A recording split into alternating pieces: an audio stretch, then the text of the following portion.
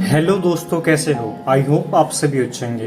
तो दोस्तों आ गए हैं आज एक नई वीडियो के साथ। तो देखिए इस वीडियो में करेंगे हम प्रश्नावली 5.3 का 14वां क्वेश्चन। ठीक है, तो देखो 14वां क्वेश्चन क्या कह रहा है, ध्यान से देखो कह रहा है 0 और 50 के बीच की विषम संख्याओं का योग ज्ञात कीजिए। ये कह रहा है जो 0 से लेके 50 के बीच में जितनी भी संख्याएं होती है ना, कौन सी संख्याएं? विषम संख्याएं, उनका हमें सम फाइंड करना है, योग फाइंड करना है। तो देखो कैसे करेंगे क्वेश्चन को, देखो ध्यान से देखो स्टार्टिंग से। देखो हम कर रहे हैं 14th क्वेश्चन है, 14वां क्वेश्चन। ठीक है, अब देखो कह रहा है 0 से 50 के बीच में, ठीक है, यानी 0 से 50 के बीच में कितनी विषम संख्याएं हैं, पहले हमें ये पता करना होगा। तो देखो पहला होता है, पहला देखो आपको सबसे पहले ये पता होना चाहिए विषम संख्याएं और सम संख्याएं क्या होती है। तो सम संख्याएं क्या होती है? सम संख्याएं होती है जो 2 से डिवाइड हो जाए, ठीक है, जो 2 से कंप्लीट डिवाइड हो जाए। और विषम संख्याएं कौन सी होती हैं? जो 2 से डिवाइड नहीं होती। ठीक है, सम संख्याएं जो 2 से डिवाइड होती है और विषम संख्याएं जो 2 से डिवाइड नहीं होती। तो देखो पहली संख्या कौन सी होगी हमारे पास? 1, दूसरी 3, ठीक है, फिर तीसरी 5, ऐसे करते करते 7, फिर जो लास्ट में संख्या होगी वो क्या होगी? यानी 49, यानी 49। ठीक है, जो 49 है वो 2 से डिवाइड नहीं होगा। अगर मैं 48 लेता हूँ यानी 48 लेता हूँ तो 2 से डिवाइड होगा, इसलिए मैं क्या लूँगा? 49। ठीक है, अब देखो हमारे पास जो a की वैल्यू है वो कितनी, यहाँ पे 1, और d की वैल्यू है वो कितनी हमारे पास? 3 में से गया तो 2। ठीक है, और ये क्या होता है लास्ट टर्म यानी an, वो कितना है? 49 यानी 49। ठीक है, हमें क्या फाइंड करना है? सम फाइंड करना है, योग फाइंड करना है। तो Sn का फॉर्मूला यूज करेंगे।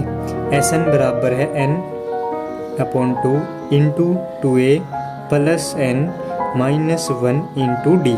ठीक है, अब देखो यहाँ पे n दिया हुआ है n, और हमारे पास n नहीं है, तो सबसे पहले हम क्या करेंगे? n निकालेंगे कितना है। ठीक है, तो देखो जो an है ना, an दिया रखा है यहाँ पे, तो an का फॉर्मूला यूज करेंगे, यानी an बराबर है a plus n minus 1 into D. ठीक है, अब an कितना हमारे पास? 49 बराबर है किसके? a कितना है? 1 plus n minus 1 into D, D कितना है? 2। ठीक है, अब देखो जो ये 1 है इस साइड, मतलब अगर इस साइड ले आते तो -1 हो जाता है, और इक्वल टू कितना बचेगा? n minus 1 into D. देखो यहाँ पे बचा 48, और ये जो 2 है ना, 2 यही n माइनस 1 के मल्टीप्लाई में है, तो इस साइड आएगा तो डिवाइड में बनेगा ये ऐसे। ठीक है, इक्वल टू बचेगा n माइनस 1। अब देखो इसको कट करेंगे हम, यहाँ बचेगा 24 बराबर है n माइनस 1। n की वैल्यू निकालेंगे तो ये क्या -1 है, तो इस साइड होगा तो प्लस का 1, यानी यह बन जाएगा 25 बराबर है n। यानी जो n की वैल्यू है वो कितनी आ गई? 25, यानी 25 आ गया हमारे पास। अब हम क्या निकालेंगे? Sn यानी सम निकालेंगे। तो देखो Sn बराबर है n यानी 25/2 इंटू 2a, 2a कितना है? 1, यानी 2 एकम 2 प्लस n माइनस 1, n कितना है? 25, 25 में से 1 गया तो 24, यानी 24 इंटू डी, डी कितना हमारे पास? 2, तो 2 रख दिया मैंने यहाँ पे। ठीक है, अब 25/2 तो as it is into 2 plus, देखो 24 दूनी कितना होता है? 48, रख दिया 25/2 यानी 25/2 बराबर है 25 और नहीं 48 प्लस 2 कितना होता है? 50।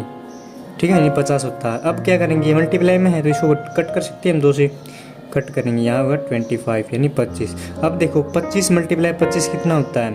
होता है 625 यानी 625। तो इसका मतलब ये है हमारे पास जो है Sn की वैल्यू वो कितनी आ गई? 625।